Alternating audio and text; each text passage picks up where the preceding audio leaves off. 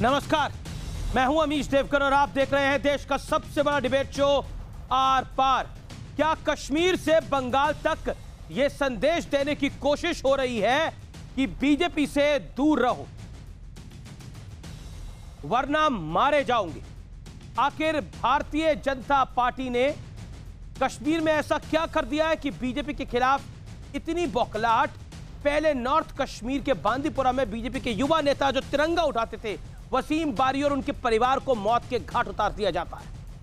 ये वो युवा देशभक्त था जो आतंकियों के प्रभाव वाले इलाके में भी हाथ में तिरंगा उठाकर चलता था।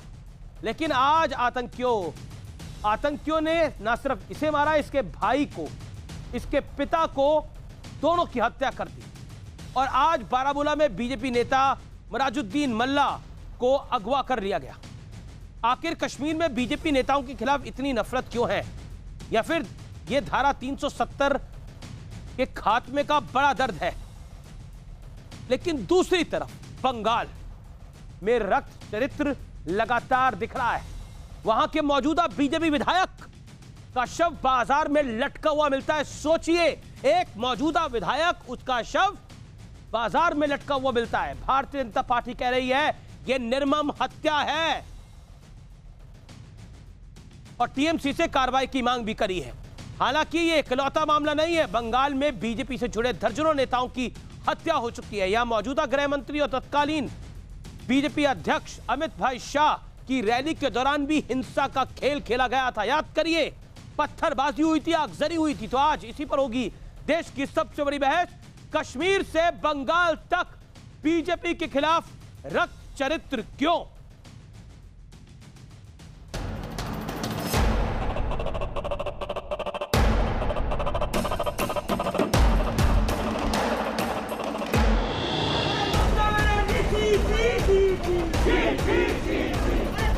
तीन तस्वीरें, क्रूरता की तीन अलग अलग कहानियां, लेकिन निशाना सिर्फ एक, भारतीय जनता पार्टी।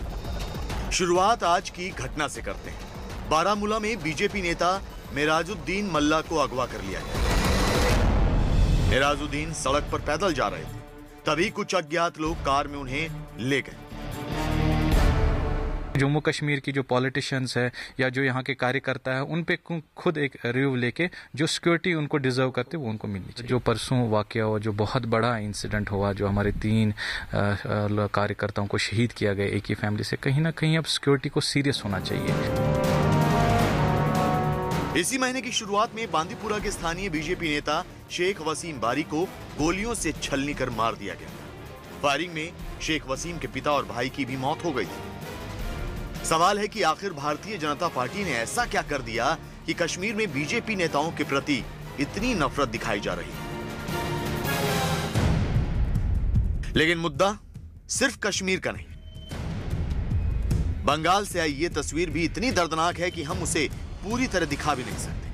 पश्चिम बंगाल के उत्तर दिनाजपुर की रिजर्व सीट हेमताबाद से बीजेपी विधायक देवेंद्र नाथ रे का शव उनके गांव के ही एक बाजार में लटका हुआ मिला। बीजेपी आरोप लगा रही है कि यह हत्या टीएमसी ने करवाई है, लेकिन इसे आत्महत्या साबित करने की कोशिश हो रही है। बीजेपी के राष्ट्रीय महासचिव और पश्चिम बंगाल के प्रभारी कैलाश विजयवर्गीय ने केंद्रीय मंत्री बाबुल सुप्रियो के साथ इस मुद्दे पर राष्ट्रपति रामनाथ कोविंद से मुलाकात भी की। पश्चिम बंगाल एक ऐसा अराजक राज्य हो गया है वहाँ की सरकार को सत्ता में बने रहने का अधिकार नहीं है और इस सरकार को एक मिनट के लिए भी वहाँ पर बने रहने का अधिकार नहीं है। इसलिए विधानसभा भंग करना चाहिए। वहीं दूसरी तरफ राज्यसभा सांसद और तृणमूल कांग्रेस के राष्ट्रीय प्रवक्ता डेरेक ओब्रायन के साथ टीएमसी के दल ने भी राष्ट्रपति से मुलाकात की और मुख्यमंत्री ममता बनर्जी की एक चिट्ठी भी राष्ट्रपति को सौंपी।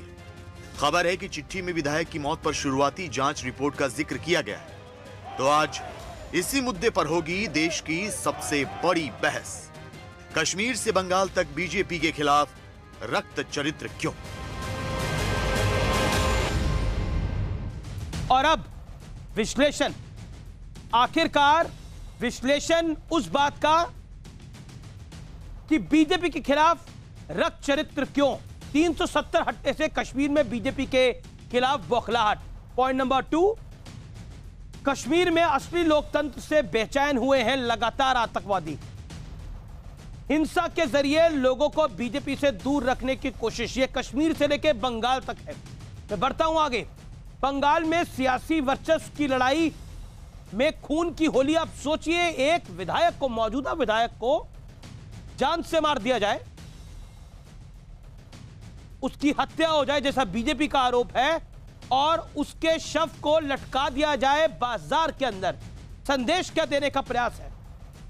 मैं बढ़ता हूं। ममता बनर्जी को ना कांग्रेस से खतरा है, ना ही लेफ्ट से खतरा है, तो भारतीय जनता पार्टी से, जिसने 18 सीटें जीती लोकसभा में, और उसी लोकसभा चुनाव के अंदर अमित शाह के काफिले पे पत्थरबाजी और आगजनी हुई थी। कश्मीर से बंगाल तक नेताओं की हत्या कर बीजेपी से दूर रहने का ये क्या बड़ा संदेश है? इस बहस को मैं ओपन करता हूं। क्या एक मैसेज है कश्मीर से लेकर बंगाल तक कि बीजेपी में के साथ अगर जुड़ोगे तो हत्या कर दी जाएगी, मार दिया जाएगा, शव बाजारों में लटका दिया जाएगा? आज का आर पार बहुत महत्वपूर्ण है। आज का आर पार इसलिए महत्वपूर्ण है कि इस देश में एक नहीं 3 लोगों की हत्या होती है। कश्मीर के अंदर अगवा किए जाते हैं, बंगाल के अंदर हत्या हो रही है एक एमएलए की, और पूरा मीडिया चुप है। लुटियंस दिल्ली में किसी के कानों पे जू नहीं रहेंगी। कहीं नहीं किसी ने बोला लोकतंत्र पे खतरा हो गया है। क्या यह सामान्य बात है? और हमारे देश में चर्चा हो रही है कि एक मुख्यमंत्री को क्या हो रहा है, मुख्यमंत्री क्यों नाराज है। आज मेरे साथ बात करने के लिए कई मेहमान हैं। मेरे साथ सैयद शाहनवाज हुसैन जुड़ रहे हैं। मेरे साथ भारतीय जनता पार्टी के प्रवक्ता सैयद शाहनवाज हुसैन है, फॉर्मर कैबिनेट मिनिस्टर हैं। मेरे साथ अवनीश अवस्थी हैं, राष्ट्रीय स्वयंसेवक संघ के साथ जुड़े हुए हैं। मेरे साथ ललित अंबरदार हैं, उनका अभिनंदन है। मेरे साथ टीएमसी के वरिष्ठ नेता खालिद अब्दुल्ला साहब हैं। मेरे साथ तस्लीम रहमानी है, मेरे साथ जुड़ रहे हैं माजिद हैदरी सीधा कश्मीर से। शाहनवाज हुसैन, मैं सीधा रुख आपका करता हूं और आपसे जानना चाहता हूं, क्या संदेश बीजेपी के कार्यकर्ता से लेकर नेता तक, अध्यक्ष तक, क्या संदेश देना चाह रहा है बंगाल? क्या संदेश देना चाह रहा है कश्मीर में जो कुछ हुआ है?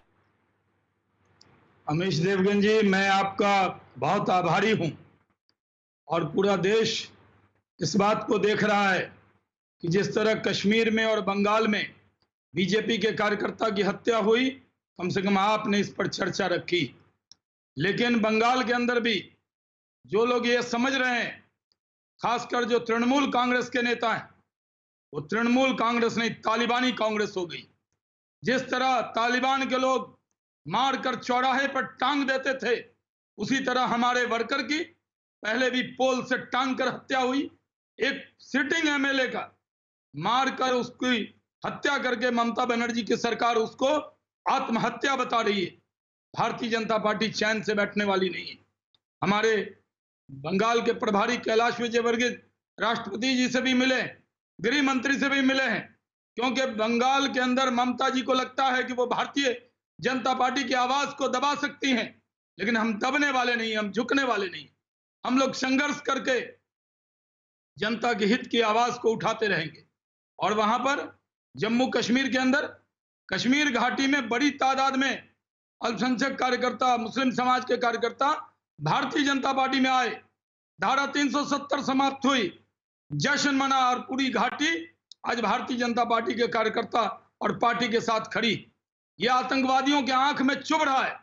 वो अब जानबूझकर भारतीय जनता पार्टी के कार्यकर्ता की हत्या कर रहे हैं। वो वसीम बारी हमारा कार्यकर्ता था, हमारा जिला अध्यक्ष था, और उसकी जिस तरह हत्या की, उसके परिवार में अब सिर्फ उनकी पत्नी और 2 बच्चे रह गए। उनके परिवार में उनके बड़े भाई, 2 भाई थे, दोनों भाई और पिता की हत्या दरवाजे पर कर दी। हमारे अभी एक वर्कर को किडनैप कर लिया। ये लोग अगर सोचते हैं, जो लोग अमीश देवगन आपका प्रोग्राम देख रहे होंगे, उनको कड़ी चेतावनी देता हूं, ऐसे आतंकियों को, तुम्हारी गिदर भपकी से हम डरने वाले नहीं है। भारतीय जनता पार्टी में जब घाटी में भी दिल्ली पुलिस के मेरे सूत्र कहते हैं कि धमकी तो आपको भी मिल रही है लगातार। देखिए, मैं ऐसी धमकी चमकियों से डरता नहीं हूं। मुझे धमकी देने वालों की खबर जहां मुझे देनी थी वहां दे दी, और निर्भीक होकर, निडर होकर भारतीय जनता पार्टी में काम करता हूं। धमकी? मैं जानना चाह रहा हूं आपको धमकी क्या मिली है? देखिए, जो ऐसी ताकत हैं, जो ऐसे लोग हैं, जो भारतीय जनता पार्टी में मुस्लिम समाज के लोग जब काम करते हैं तो उनके आंखों में जो चुभता है, ऐसे अलगाववादी, कट्टरपंथी, ऐसे अलग अलग सोच के कट्टरपंथी, उन कट्टरपंथियों को साफ संदेश देना चाहता हूं। बीजेपी में जो कार्यकर्ता आता है वो किसी की धमकी चमकी से डरने वाला नहीं है। मैं जाता हूं कश्मीर के प्रचार में, इस बार भी महबूबा मुफ्ती खड़ी थी, हम अपने पार्टी के उम्मीदवार के प्रचार में गए थे, छावनी बनी हुई थी। हमारे वर्कर ने कहा कि यहाँ पर माहौल खराब है। मैंने कहा कोई भी माहौल हो, उन आतंकियों की छाती पर पैर रखकर भाषण करने को तैयार हूं, डरने वाला नहीं हूं। और हमारे जो कश्मीर के काम है धमकी करना, इसके अलावा तो कुछ नहीं कर सकते। और मैं बढ़ता हूं आगे, मेरे साथ खालिद अब्दुल्ला है। खालिद अब्दुल्ला, जब शाहनवाज हुसैन बोल रहे थे तो आपके चेहरे पे मुस्कुराहट थी, मुस्कुराहट क्यों थी? ये उन्हीं लोगों के एजेंट होंगे। कौन है, परिचय दिलाइए पहले, कौन है ये नए खालिद अब्दुल्ला? और कौन है? आप सवाल का जवाब दीजिएगा और लगातार मत भूलिएगा, क्योंकि शिकायत ये कि आप लगातार बोलते हैं, बाकी पैनलिस्ट को भी मौका दीजिएगा। खालिद अब्दुल्ला साहब, आवाज मिल रही है ना आपको? एक सेकंड, खालिद अब्दुल्ला जी बताइए, ये मुस्कुराहट क्यों है आपके चेहरे पे? मैं सिर्फ इतना कहना चाहूंगा कि भारतीय जनता पार्टी के प्रवक्ता को ये मालूम नहीं और सभ्यता से बाहर हटकर इस तरह की भाषा इस्तेमाल कर रहे हैं। मुझे समझ में नहीं आता है कि एक पैनलिस्ट और बैठा हुआ उसको बोले ये कौन है, कहां से आया, कैसे आया?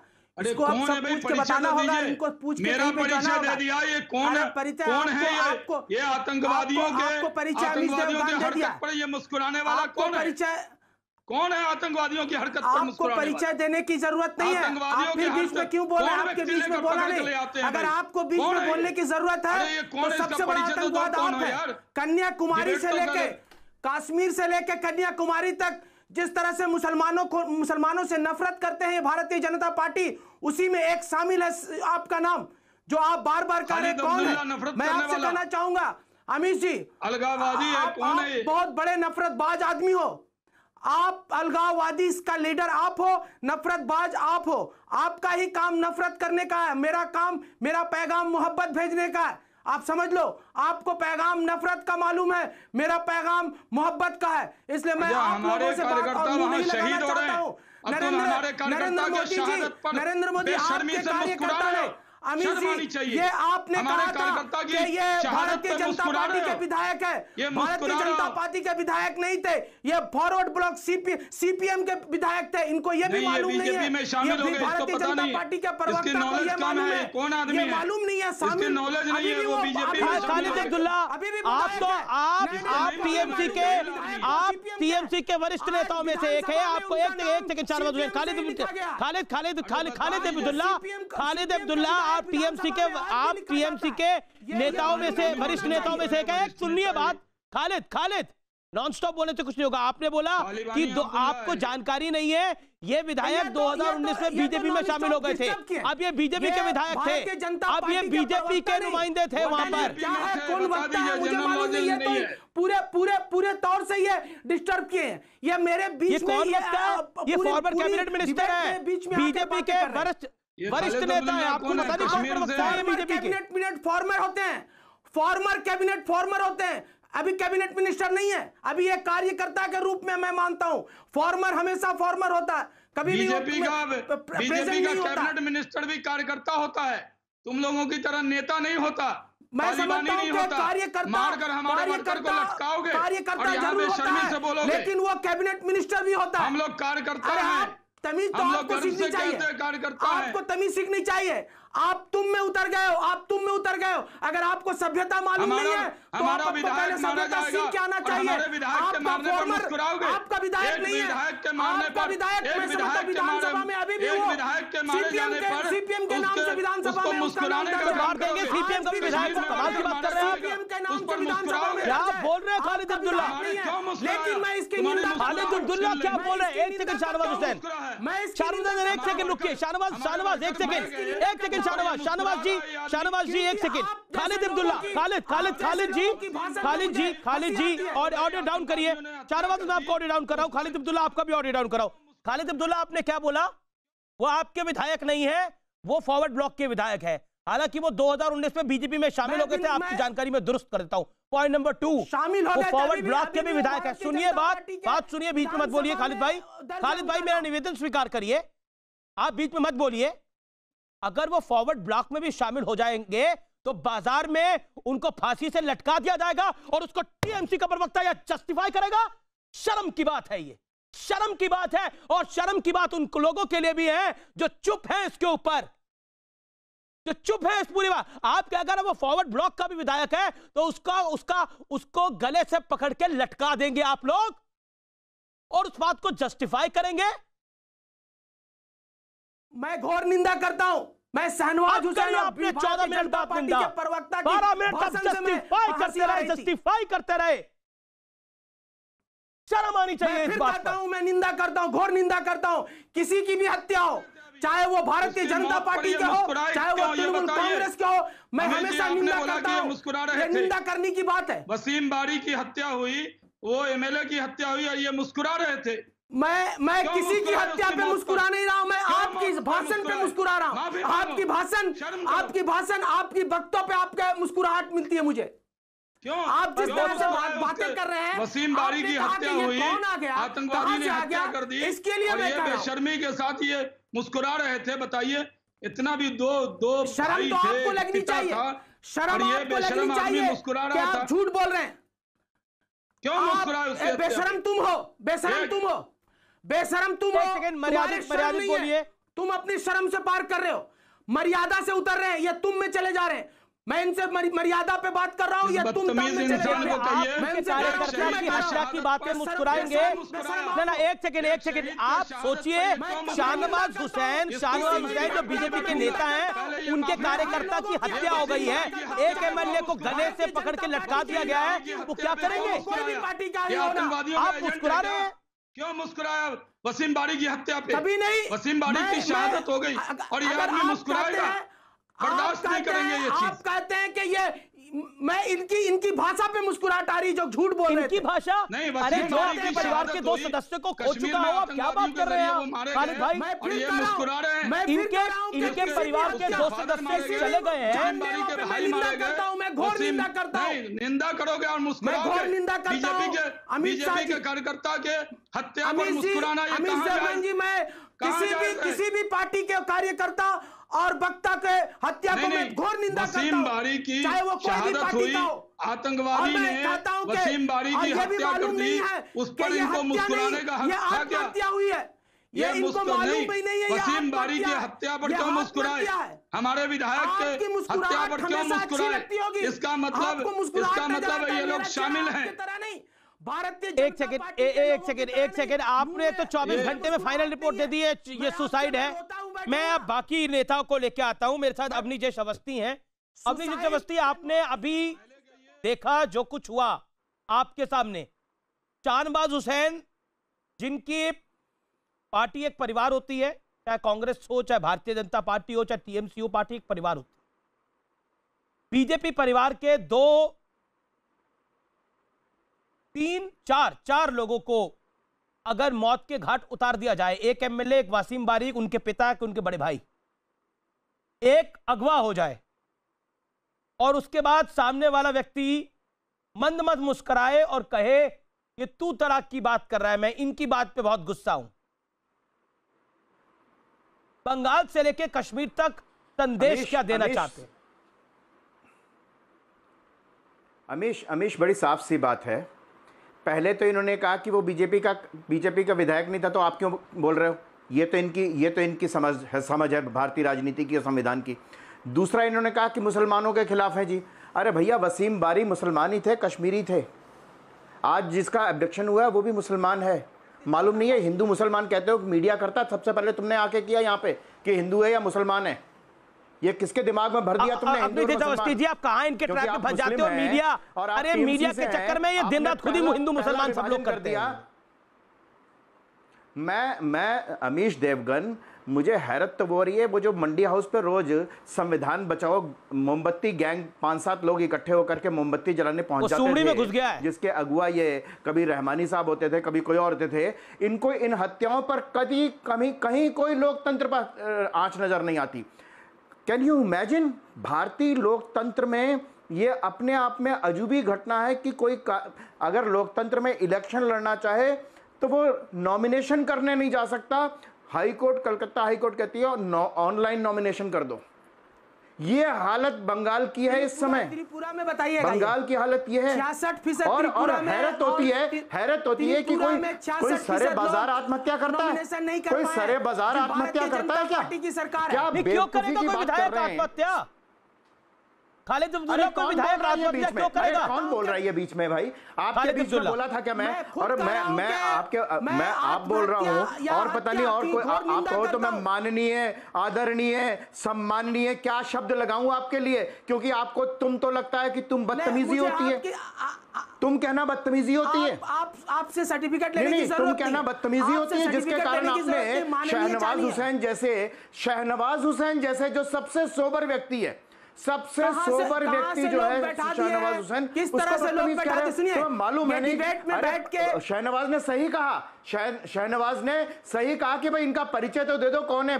पहले ही उन्होंने पूछ लिया भाई कौन है टीएमसी से, मैं जानता नहीं हूं। भारतीय जनता पार्टी परिचय दे दिया, समर्थक हो सकते हैं, लेकिन मैं भारतीय जनता पार्टी का समर्थक नहीं हूं। आपको बीच में तारीफ करूं, आप बड़े तमीजदार हैं ना, भारतीय जनता पार्टी की तारीफ करूं। आप बहुत तमीजदार है ना, आप सम्माननीय हैं तो कम से कम दूसरों के बीच में ना बोलने की समझ तो रख लो, इतनी समझ तो रख लो, इतनी तमीज रख लो कि दूसरों के बीच में एक एक करके बोलने, दूसरों के बीच में नहीं बोला जाता, दूसरों के बीच में नहीं बोला जाता।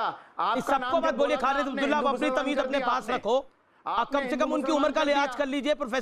प्रोफेसर अभिजीत अवस्थी की उनके सफेद बालों का लिहाज कर लीजिए। आप करें अपनी तमीज अपने पास रखो। डिबेट करने के लिए आए या उम्र के लिहाज? मुझे कोई लिहाज नहीं चाहिए, लेकिन हैरत की बात है कि पश्चिम बंगाल हो, कश्मीर हो और केरल हो, यहाँ पर राजनीतिक हत्याओं का विरोध, राजनीतिक हत्याएं चूंकि बीजेपी और राष्ट्रीय स्वयंसेवक संघ के स्वयंसेवकों की होती है, इसलिए वहां संविधान खतरे में नहीं है। ये ऐसा अजीब है जहां का पुलिस कमिश्नर के पक्ष में मुख्यमंत्री सवाल रखा, आपने ब्रॉडर सवाल रखा, महत्वपूर्ण सवाल रखा। अब मुझे खालिद जी के पास जाना चाहिए। रहमानी साहब से भी आपने कुछ पूछा, मैं रहमानी साहब के पास जाऊंगा। खालिद, मेरा निवेदन है कि आप अपनी टर्न पे बोलें, सबके बीच में ना बोलें। खालिद, एक बात बताइए, क्या लोकतंत्र बंगाल में खतरे में नहीं है? आप कह रहे हैं कि आत्महत्या हो गई, आपने एकदम फैसला ऑन द स्पॉट कर दिया ये आत्महत्या है। एक विधायक आत्महत्या क्यों करेगा, सुसाइड क्यों करेगा? फैसला नहीं है। और सरे बाजार करेगा सुसाइड? ये मेरा फैसला नहीं है, ये मेरा फैसला नहीं है। पोस्टमार्टम होने के बाद ये शुरुआती जो आया है रिपोर्ट, उसका मैं बता रहा हूं। और फिर मैं कह रहा हूं कि किसी भी हत्या और आत्महत्या की मैं निंदा करता हूं। मैं कोई भी पार्टी का हो, चाहे किसी भी पार्टी का कार्यकर्ता हो, नेता हो, मैं उस पर घोर निंदा करता हूं। क्योंकि आप तो मुस्कुरा रहे थे, निंदा क्या करेंगे? भारतीय जनता पार्टी, मैं मुस्कुराऊं नहीं तो मैं बैठ के रोऊं? मैं रोऊं? किसी की हत्या पे कैसे कोई मुस्कुरा सकता है? बाकी भी 4 पैनलिस्ट बैठे हैं यहाँ पर। ललित अमरनाथ तो नहीं मुस्कुरा? यहाँ पे बैठ के रोऊं और आप फिर कहते हैं कि यहाँ पे उम्र के लिहाज करने बैठा हो या डिबेट करने बैठा हो? मुझे बताओ। तो फिर दूसरे को गाली दे दीजिए तो मैं डिबेट करूंगा। आपने बोला ये, आपने तू तड़ाक बोला अपनी जैश अवस्थी से, तब मैंने बोला कम से कम उनके सफेद बालों को तो लिहाज कर लीजिए। मैं कभी नहीं कहा अमिश देवगन जी, मैं कभी तू तड़ाक नहीं कहा। पहले भारतीय जनता पार्टी के ये प्रवक्ता बोले तब मैं उस पे आया हूं, और ये आपके उसके दूसरे प्रवक्ता जब शुरू किए तब मैं उनसे कहा कि तू प्रवक्ता मुझे क्यों कर रहे हो आप? एक सेकंड देखिए, एक सेकंड ये तू तड़ाक देखिए, जिसके परिवार के 4 सदस्य चले गए हो, आप वो जब व्यथा बता रहे होंगे, अगर आप किसी के घर पे अफसोस करने जाते हैं, किसी के घर अफसोस करके करने गए होंगे, आपकी उम्र काफी है, गए होंगे, तो वहां मुस्कुरा के बैठा तो नहीं जाता।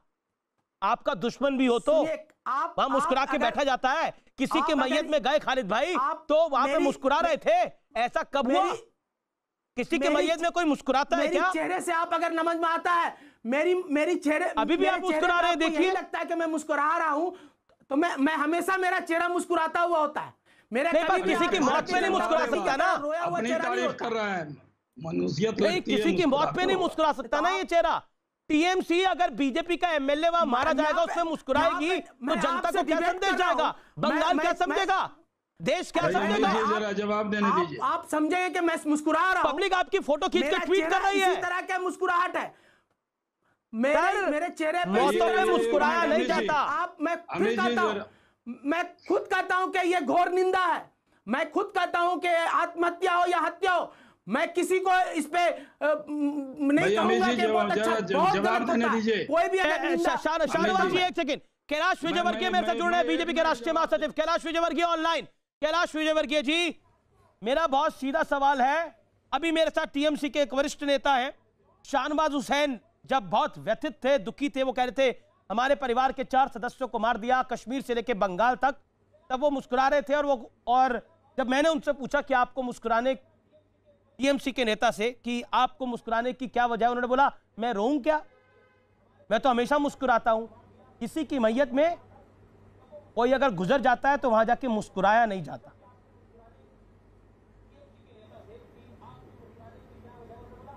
कैलाश जी,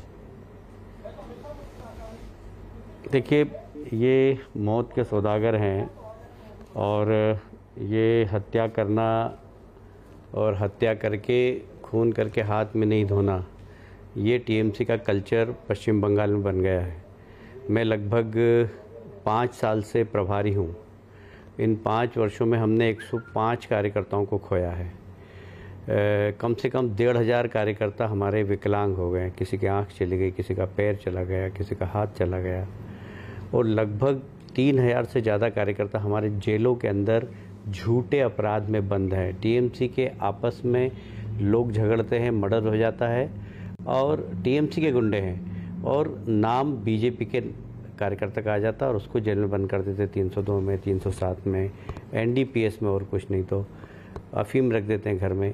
ये वहाँ चल रहा है और ये एक जैसे जैसे चुनाव आ रहे हैं ये हिंसा बढ़ती है। लेकिन जो पश्चिम बंगाल सरकार ने अभी तक जांच करी है वो कह रही है कि ये आत्महत्या है देवेंद्र नाथ वाले मामले में।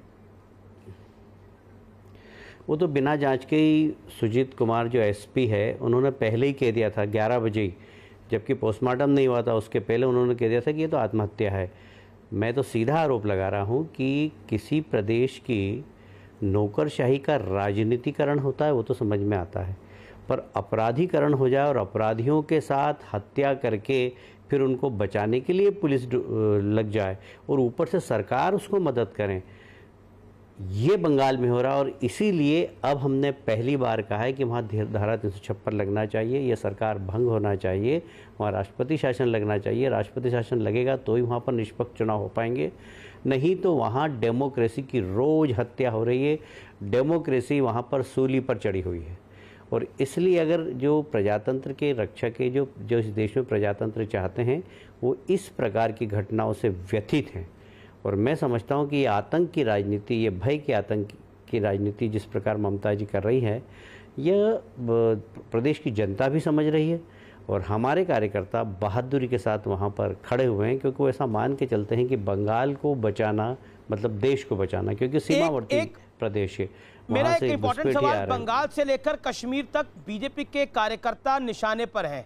अभी हमने कश्मीर में देखा वासिम बारी और उनके परिवार को मिटा दिया गया, उनके भाई को, उनके पिता को, दोनों को रौंद दिया गया, उनकी हत्या हो गई, उनका मर्डर हो गया, आतंकवादियों ने करा। आप बंगाल में और कश्मीर में सिमिलरिटी देखते हैं? कि कुछ सिमिलरिटी है। मैं इस बात को, बंगाल में जो हत्याएं हो रही है, त्रिपुरा में जो हत्याएं हो रही है और केरल में जो हत्याएं हुई, उसमें काफ़ी सिमिलरिटी है। उसका कारण मैं बताऊं आपको कि यहाँ पर सीपीएम, जहाँ पर सीपीएम का राज रहा है वहाँ हिंसा का तरीका यही होता है। त्रिपुरा में भी हम देखते थे कि हमारे कार्यकर्ताओं को लटका देते थे जिस समय वहाँ पर सीपीएम की सरकार थी। केरल में बिल्कुल यही होता था और बंगाल में भी सीपीएम के होने के कारण यहाँ पर सीपीएम ने लगातार राज किया।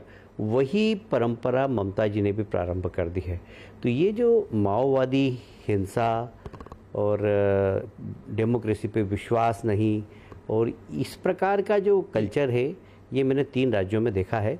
जम्मू कश्मीर में एक अलग प्रकार का आतंकवाद है, वहाँ पर पाकिस्तान, लेकिन निशाने पर बीजेपी है, वहाँ पर भी बीजेपी के कार्यकर्ताओं को अगवा किया जा रहा है। जो तिरंगा उठाते हैं, जो बीजेपी के कार्यकर्ता है, वासिम बारी जैसे लोग, उनको मार दिया जाता है। बंगाल के अंदर बीजेपी के एमएलए को सड़क पे लटका दिया जाता है और उससे आत्महत्या बता दिया जाता है। नहीं, दुख की बात यह है कि जिसकी हत्या हुई है, आप यदि वहाँ के अभी मैंने ट्वीट किया है, पूरे डॉक्यूमेंट मंगाए मैंने, पुलिस ने उसमें 302 का मुकदमा कायम किया है। कल होम सेक्रेटरी ने प्रेस कॉन्फ्रेंस लेके बोला कि ये आत्महत्या है। ममता जी ने महामहिम राष्ट्रपति जी को चिट्ठी लिखी है कि आत्महत्या है, तो आत्महत्या का मुकदमा कायम करना था। आप कितना कन्फ्यूज़न पैदा कर रहे हैं। मुकदमा कायम किया है 302 का, और कह रहे हैं आप आत्महत्या है। इसका मतलब है कि पूरी कॉन्स्पिरेंसी है, षड्यंत्र है, और ममता जी इन षड्यंत्रकारियों को प्रोटेक्शन देती है, क्योंकि उनको लगता है कि मेरी ज़मीन खिसक गई है, जनता मेरे साथ नहीं है। टीएमसी कहती है कि हिंसा आप लोग भी करते हैं। टीएमसी कहती है, कैलाश जी बिल्कुल संक्षेप में, समय में खत्म हो रहा है मेरा, कि हिंसा आप लोग भी करते हैं, बीजेपी भी हिंसा करती है। देखिए, बीजेपी का कहीं चरित्र नहीं रहा हिंसा का। हम आज देश के अंदर हैं, हम अनेक राज्यों के अंदर हैं, कहीं पर आपको हिंसा दिखाई देती है? बीजेपी का कभी हिंसा पे विश्वास ही नहीं रहा। हम डेमोक्रेसी पे विश्वास करते हैं, और हमने प्रजातांत्रिक तरीके से ही वहाँ पर आंदोलन किया है। हमारा प्रजातंत्र पे इस विश्वास है, और इसलिए ये आरोप बिल्कुल बेबुनियाद है। और सब जानते हैं बीजेपी को इन लोगों के प्रमाण पत्र की, टीएमसी के लोगों के प्रमाण पत्र की कोई आवश्यकता नहीं है, क्योंकि हमने अटल जी, अडवाणी जी और अमित शाह जी और मोदी जी के नेतृत्व में हम लोग काम कर रहे हैं, और इसलिए हमें इनके प्रमाण पत्र की आवश्यकता नहीं। बहुत बहुत शुक्रिया कैलाश विजयवर्गीय, खास तौर पर आज जुड़ने के लिए, अपनी बात को रखने के लिए। मैं सीधा रुख करना चाहता हूं अब, मेरे साथ माजिद हैदरी और तस्लीम रहमानी और ललित अंबरदार हैं, जो अभी तक बोले नहीं है इस बहस के अंदर। मैं आपके पास आता हूं तस्लीम रहमानी, और आपसे जानना चाहता हूं, और माजिद हैदरी मैं आपके पास आऊंगा। तस्लीम रहमानी, आपने सुना रक्त चरित्र बीजेपी का तो नहीं रहा, पूरे देश में बीजेपी है, लेकिन बंगाल में हमें रक्त चरित्र देखने को मिलता है। वासिम बारी के परिवार को मार दिया जाता है, तब रक्त चरित्र देखने को मिलता है। क्या जस्टिफाई किया जा सकता है? देखिए, किसी भी किस्म की हिंसा को, और खुसूसन कत्ल को, कोई जस्टिफिकेशन किसी भी किस्म का, किसी नौइयत का भी हो ही नहीं सकता, नंबर 1। नंबर 2, ये जो आप पूरा जिक्र कर रहे हैं आज, खास तौर पर आज की बात कर रहा हूं मैं, आप पॉलिटिकल क्लिंग्स की बात कर रहे हैं। पॉलिटिकल क्लिंग का इतिहास है पूरा का पूरा इस मुल्क में, आधी सदी का। आज 50 साल हो गए। बिहार में ललित नारायण मिश्रा से लेके केरल तक, और आज वसीम बारी तक, पूरा 50 साल का हजारों पॉलिटिकल वर्कर्स हैं जो कत्ल हुए हैं एक दूसरे की पार्टियों के हाथों। और आपने वासिम बारी की हत्या हुई, आपने ट्वीट किया था तस्लीम रहमानी, वासिम बारी की हत्या हुई, आपने ट्वीट किया था। बंगाल के अंदर बीजेपी के एमएलए को सड़क पे लटका दिया गया, आपने ट्वीट किया था। लोकतंत्र खतरे में आया बंगाल में? जानना चाहता हूं मैं आपसे। आपसे बीजेपी को क्यों ले रहे हैं? बताइए, तो बीजेपी के लोगों की हत्या हुई है ना, कांग्रेस के, खुद हमारी पार्टी के ना, वासिम बारी किसका था? 60 से ज्यादा लोग आरएसएस के लोगों ने कत्ल किए। आपने कोई प्रोग्राम किया था क्या? आपने किया कोई प्रोग्राम? अभी 40,000 से ज्यादा लोग वहां मारे जा चुके हैं कश्मीर में, और क्या बंगाल में? नहीं, मैं जानना चाह रहा हूं आपके लिए कोई गुंडा मवाली अगर पकड़ा जाए, अगर सीए के खिलाफ जो विदेशों से पैसे लेके काम कर रहे थे, वो लोग अगर पकड़े जाए, जेल में बंद हो, उनके लिए तो आप ट्वीट कर सकते हैं, लेकिन वासिम बारी के लिए एक ट्वीट नहीं, बंगाल के लिए एक ट्वीट नहीं। पूरा इतिहास है, पूरी तारीख है। आज 95 साल की तारीख है बीजेपी की, और बल्कि आरएसएस की उनकी मेंटर है कि जो कत्ल में यकीन रखती है। अब नीचे समझती आरएसएस कत्ल में यकीन रखती है। अब नीचे समझते रिस्पॉन्ड। मैं बीच में बोलना नहीं चाहता। आप ये पीएफआई क्या चीज है? मुझे याद है ये पीएफआई क्या है? ये जिसके आप प्रतिनिधि एसडीपीआई के, वो पीएफआई क्या है? जानते हैं क्या है? मैं न्यूज़ 18 के दर्शकों को बताता हूँ। एक जोसेफ नाम के व्यक्ति ने एक क्वेश्चन पेपर बनाया अपने कॉलेज में, उसमें उसने काल्पनिक प्रश्न रखा, मोहम्मद। तस्लीम रहमानी उसके हाथ काट दिए सरेआम, उसकी पत्नी और उसकी मां के सामने। आपने आपकी काटने की बात को, और उसको आप बचाते रहे, एचएलवी के उसको आप बचाते रहे, बजाते रहते हैं। नाम बताऊं आपको मैं? आपको एक सेकंड रुकिए, आप नीचे समझती रहमानी साहब, क्या बोला आपने? जितने आरएसएस के स्वयंसेवकों की हत्या हुई है, उसकी गणना नहीं की जा सकती। आप बच नहीं सकते। रहमानी साहब, आपने क्या बोला? एचएमवी के रिकॉर्ड की तरह बचाते रहते हैं। कत्ल हुआ हो या बंगाल में कत्ल हुए हो, वो सारे सब लिए हम तो आरएसएस के लोगों के कत्ल की भी निंदा करते, लेकिन इस मुल्क में जो पॉलिटिकल किलिंग का शिकार हुए। माजिद हैदरी को लेके आता हूं, ललित अंबरदार को लेके आता हूं मैं। माजिद हैदरी, रहमानी साहब, आपने एक वर्ड का इस्तेमाल करा, एचएमवी के रिकॉर्ड की तरह बजाते रहते हैं। जोसेफ साहब के हाथ काट दिए गए, वो एचएमवी का रिकॉर्ड है। उनकी पत्नी से पूछ के देखिए, जोसेफ साहब से पूछ के देखिए, उनकी मां से पूछ के देखिए, जब हाथ काटे जाते हैं ना तो एचएमवी का रिकॉर्ड नहीं बचता। कम से कम इंसानियत का दायरा रखें हम। तो कौन सा राष्ट्रवाद है कि जिसमें आप कत्ल को प्रमोट करते? Majid Haidari and then Lalit Ambardar. माजिद हैदरी, आज फिर एक बीजेपी का कार्यकर्ता अगवा है। जो तिरंगा उठाएगा उसे मार दिया जाएगा, नहीं तो अगवा कर दिया जाएगा। क्यों? देखिए अमित साहब, मेरे आदत है मैं किसी के बीच में नहीं बोलता, मैं विनती करता हूं मेरे बीच में भी कोई ना बोले। मैं 2 पंक्तियों से शुरू करूंगा और ये मैं समर्पित करता हूं शहनवाज साहब की तरफ। एक नया खौफ का माहौल है मेरे चारों तरफ, एक नया खौफ का माहौल है मेरे चारों तरफ, मुझे गैरों से तो क्या अपनों से भी डर लगता है। देखिए अमित जी, जो हम बार बार कह रहे हैं ना, बीजेपी के कार्यकर्ता, हम कहें देशवासी, इस देश के जो देश पूरा बहुत बड़ा परिवार है उसके सदस्य मारे गए हैं, वो वसीम बारी मारा गया हो या कि जो बंगाल में हुआ हो। लेकिन मैं एक चीज कहना चाहता हूं कि कश्मीर में इंसानियत सुरक्षित नहीं, लद्दाख में देश की धरती सुरक्षित नहीं, यूपी में पुलिस सुरक्षित नहीं, पुलिस कस्टडी में विकास दुबे सुरक्षित नहीं, और जो बंगाल में हो रहा है ये तो गैंग वॉर है। गैंग वॉर तो बंगाल में चल रही है, भाजपा तो फुल फ्लेज गैंग वॉर वहां चला रही है, तो गैंग वॉर का नतीजा है वहां पे। अब जब इस देश में कुछ भी सुरक्षित नहीं, दिल्ली में देश का संविधान सुरक्षित नहीं, हमारा यहां लोकतंत्र सुरक्षित नहीं, मध्य प्रदेश को देखता हूं तो लोकतंत्र सुरक्षित नहीं, दिल्ली की तरफ देखता हूं तो संविधान सुरक्षित नहीं, इस देश में कुछ भी भाजपा ने सुरक्षित नहीं रखा। इसलिए अगर कृपया हमें इस देश को सुरक्षित रखना है तो भाजपा को देश से बाहर निकालना होगा। देखें, भाजपा आरएसएस की आइडियोलॉजी को देश से बाहर निकालना होगा, देश सुरक्षित हो जाएगा, क्योंकि आरएसएस की आइडियोलॉजी ने इस देश का बेड़ा गर्क कर दिया है। ठीक है ललित अंबरदार, इस देश में कुछ भी सुरक्षित नहीं है। मैं बोल सकता हूं? हाँ ललित अंबरदार, माजिद हैदरी को आपने सुना, कुछ भी सुरक्षित नहीं है इस देश के अंदर। देखिए, मैं अभी पार्टी पॉलिटिक्स की बात नहीं करना चाहूंगा। अभी किसी ने, जो सबसे पहले जिनसे आपने बुलवाया, उन्होंने एक बहुत ही डेंजरस स्टेटमेंट दिया। डेंजरस इसलिए क्योंकि उन्होंने बोला कि कश्मीर से लेकर कन्याकुमारी तक मुसलमानों के ऊपर जुल्म हो रहा है। ये शब्द कहां से सुनने को आते हैं? ये हम इमरान खान और हाफिज सईद से सुनते हैं पाकिस्तान से। ये शब्द हम मिडिल ईस्ट से जो ISIS के वगैरह के जो लोग हैं वो ऐसा शब्द बोलते हैं, वो तालिबानी लोग ऐसा बोलते हैं कि हिंदुस्तान के अंदर मुसलमानों के ऊपर जुल्म हो रहा है। यही क्या जुल्म हो रहा है? क्योंकि आपने 370 हटा दिया तो कश्मीर के अंदर जो मुसलमान है, कहां पर, ये याद रखिए, कश्मीर के अंदर से मुसलमान नहीं रहते, वहां जम्मू कश्मीर और लद्दाख के अंदर हिंदू, मुसलमान, सिख, ईसाई और बौद्ध रहते हैं, जैन रहते हैं। ठीक है, तो लेकिन जुल्म मुसलमानों के ऊपर हुआ। आप तीन तलाक हटा दिया आपने तो मुसलमानों के ऊपर जुल्म हो गया। आपने सीए लाया, सीए किस लिए था? पाकिस्तान के अंदर ये लोग, उनकी जबान पे ताला लगा हुआ ना, लकवा लगा हुआ है। 14 अगस्त 1947 को लाखों हिंदुस्तानियों ने हिंदुस्तान में पैदा हुए अपनी मादरे वतन के साथ गद्दारी की, इस्लाम के नाम पे जिन्ना का समर्थन किया। बात करें, देश में कुछ भी सुरक्षित नहीं, कहां पाकिस्तान पहुंच गए?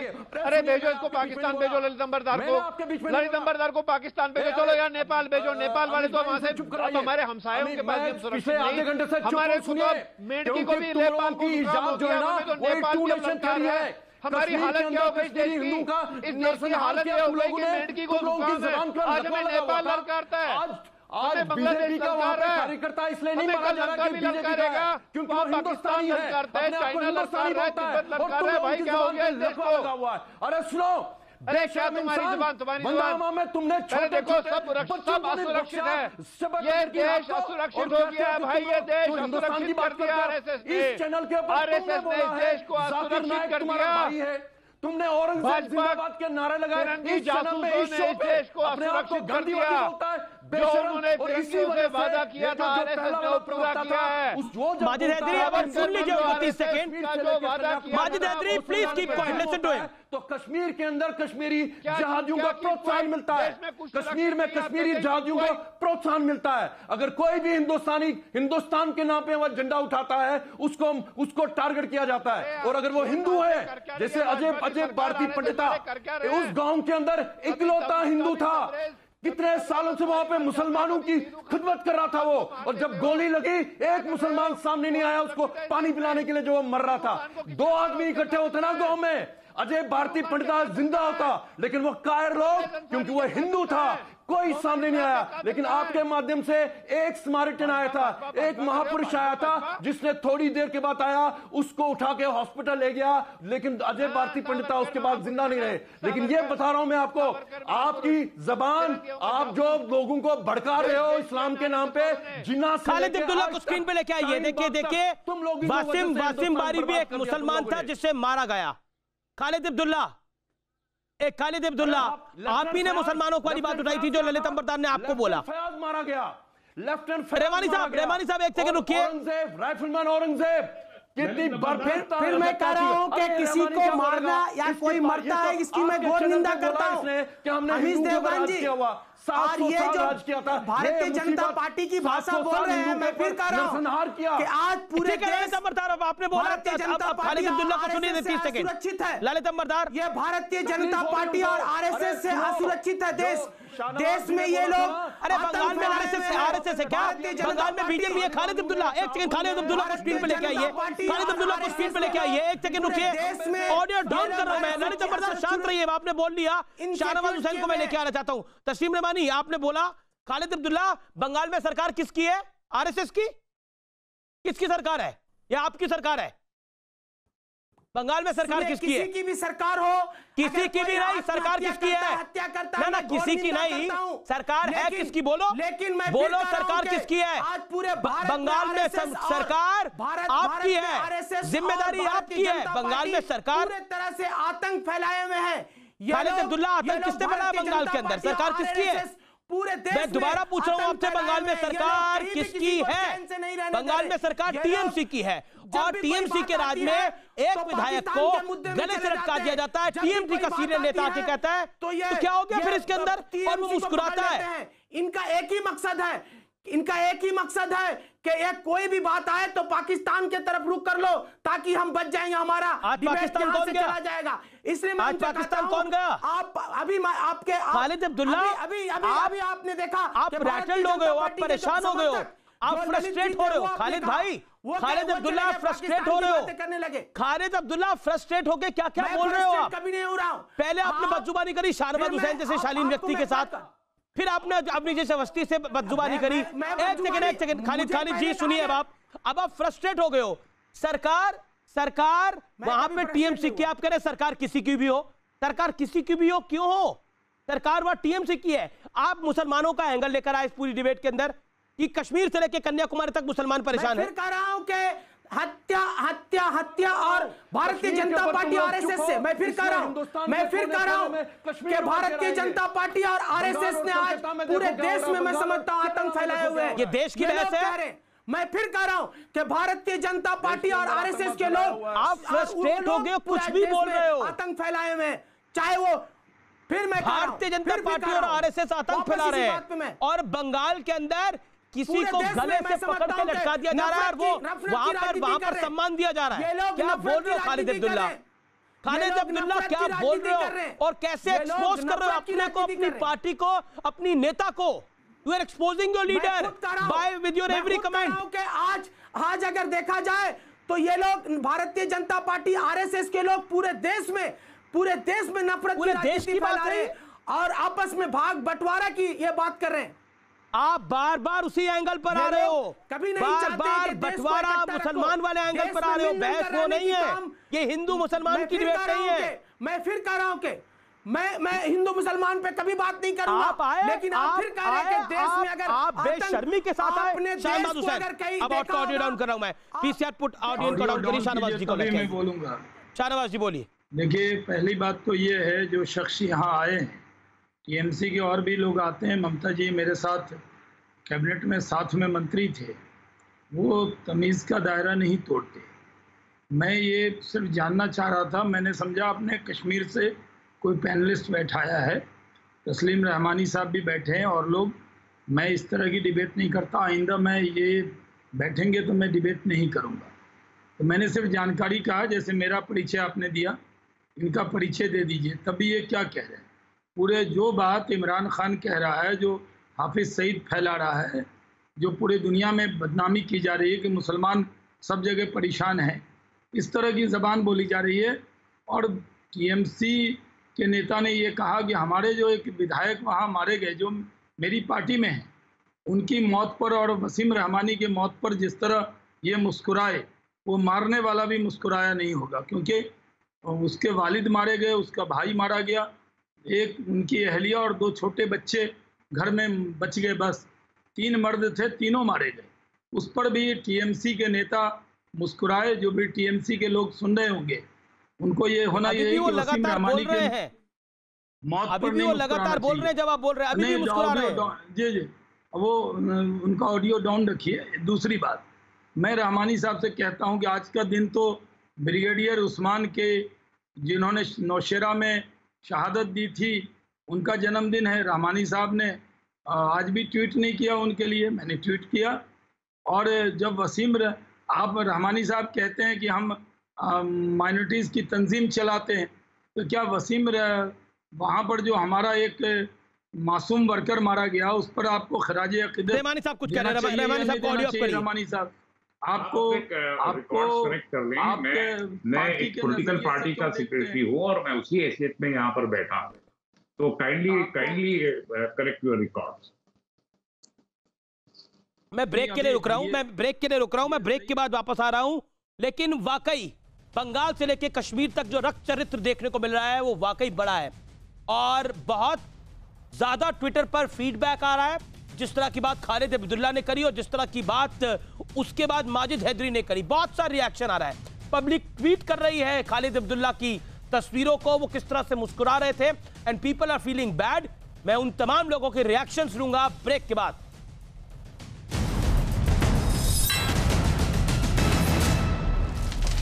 आप देख रहे हैं आर पार न्यूज 18 इंडिया पर। बहुत से लोग रिएक्ट कर रहे हैं। मेरे साथ तस्लीम रहमानी है। तस्लीम रहमानी, शाहनवाज हुसैन ने आपसे एक सवाल पूछा कि कितना आपको नहीं लगता, क्योंकि अकलियत के थे वासिम बारी भी, आपको नहीं दुख हुआ? क्योंकि ट्वीट तो आपका नहीं देखा और आपने पलट के बोल दिया। देखिए आपने कितनी डिबेट करी, कुछ कार्यकर्ता और मारे गए थे, कुछ कार्यकर्ता सन 1947 में मारे गए थे, कुछ कार्यकर्ता 1960 में मारे गए थे। आपने उनकी बात करी, मैं तो 2020 की बात कर रहा हूं, आज की तारीख की बात कर रहा हूं। इंसान होता है वो, जो भी बनता है वो, ना हिंदू ना मुसलमान, कुछ नहीं, वो इंसान होता है। ट्वीट करा था आपने, उस्मान की बात कर रहमानी साहब ट्वीट करा था आपने, मैं जानना चाह रहा हूं आपसे, आपने ट्वीट करा था। लेते हैं बहुत आसानी से, बड़ी अच्छी बात, एक मैसेज देते हैं, लेकिन उनकी फैमिली आजमगढ़ में किस हाल में, क्या आपको मालूम है? खुद आप ही नहीं, मैं आपसे पूछ रहा हूँ, आपने वासिम बारी के लिए कोई ट्वीट करा? आपने वासिम बारी के लिए ट्वीट करा? आपने लोकतंत्र बचाओ का नारा लगाया बंगाल में जो एमएलए की हत्या हो गई? आपने कहा कि पाकिस्तान इसमें कश्मीर में जश्न मनाया गया 370 के खत्म करने के बाद। आप 5 महीने के उस लॉकडाउन को आप जश्न मनाना कहते हैं, जहां लोगों ने एहतजाजन अपने घर से जो बाहर कश्मीर में आप जश्न मनाना तो कहते हैं। आप क्या कह रहे हैं कि 370 की वजह से वासिम बारी को मारा गया? ये तो आप खुलासा कर रहे हैं, 370 की वजह से वासिम बारी को मारा गया, ये तो आप खुद खुलासा कर रहे हैं। आपको अफसोस नहीं होता इस बात में? नहीं, आप मुझे बताइए ना, आपने लोकतंत्र बचाने के नाम पे कोई मोर्चा खोला? कहाँ जाके खड़ी हुई है आपको मालूम है? अरे कश्मीर की लॉबी, कश्मीर की वो लॉबी जो अमन की आशा की दुकान चलाती थी, उनकी दुकान बंद हो गई है। आप अडॉप्ट कर रहे हैं, उनकी दुकान बंद है, पॉलिसी है वो आपकी पार्टी अडॉप्ट कर रही है सरकार में, और आपको एक सेकंड और आप पॉलिटिकल तस्लीम रहमानी मेरे सवाल का जवाब दीजिए, मेरे सवाल का जवाब दे, या आप नहीं दे पा रहे तो बोले मेरे पास नहीं है जवाब मेरा। आप उसको कंडम, देखिए ऑडियो भी आपका ऑफ हो गया। एक सेकंड शाहनवाज जी, जब तस्लीम रहमानी साहब जब भी डिबेट में आते हैं तो ये कहते हैं यहाँ लिंचिंग हो गई, यहाँ ये हो गया, और एक परिवार के 3 लोगों की हत्या हो गई। हिंदुस्तानी होने के नाते, आप मुसलमान हिंदू में मत जाइए, वो बीजेपी के माइनॉरिटी मोर्चा में काम कर रहे थे, वो एक हिंदुस्तानी थे, भारत का झंडा जिसने उठाया उसकी हत्या हो गई और आपने एक ट्वीट नहीं किया। अभी आप कह रहे हैं कि नहीं, बहुत कड़ी निंदा कर रहे हैं। दूसरी बात यह है कि पहली बार मैंने देखा आतंकवादी तो मुस्कुराया होगा वसीम बारी की हत्या पर, लेकिन पूरा देश रोया था। आज टीएमसी का नेता भी यहाँ वसीम बारी की शहादत पर मुस्कुराया। देश ममता बनर्जी को माफ नहीं करेगा। किस तरह के लोगों को रखकर इस तरह से हम पर मुस्कुराओ, हमें गाली दो, चलेगा? ममता जी हमारे साथ हैं, जब मंत्री रही है मैं बहुत इज्जत करता हूं, मैं मर्यादा नहीं तोड़ता हूं, लेकिन इसकी इजाजत मैं नहीं दे सकता कि हमारे परिवार का एक सदस्य, भारत माता का एक सपूत वसीम बारी, उसके पूरा परिवार के लोगों को आतंकवादी। एक सेकंड रहमानी साहब कुछ कह रहे हैं, एक सेकंड शाहनवाज, तस्लीम रहमानी आपको ऑडियो ऑफ कर रहा हूं मैं, बोलिए 10 सेकंड के लिए। आप कोई अंदाजा नहीं है, आप उनके मातम को जश्न कहते हैं, ये छंद की बात है। किनके मातम को जश्न कह रहे हैं? तस्लीम रहमानी किसके मातम को जश्न कह रहे हैं? आपसे तो एक ट्वीट ना हो सका, आपसे तो लोकतंत्र बचाओ रैली निकाली थी क्या? मैंने देखी नहीं। लोग वो जो मोमबत्ती लेकर घूमते हैं वो घूमे थे क्या? आप दिखाइए तस्लीम रहमानी को स्क्रीन पे जरा 5 सेकंड के लिए। मोमबत्ती लेके घूमे थे आप? खत्म करने के बाद 370 का रोना बंद करिए। 370 हट रहा था, हट गया। 370 का रोना बंद करिए।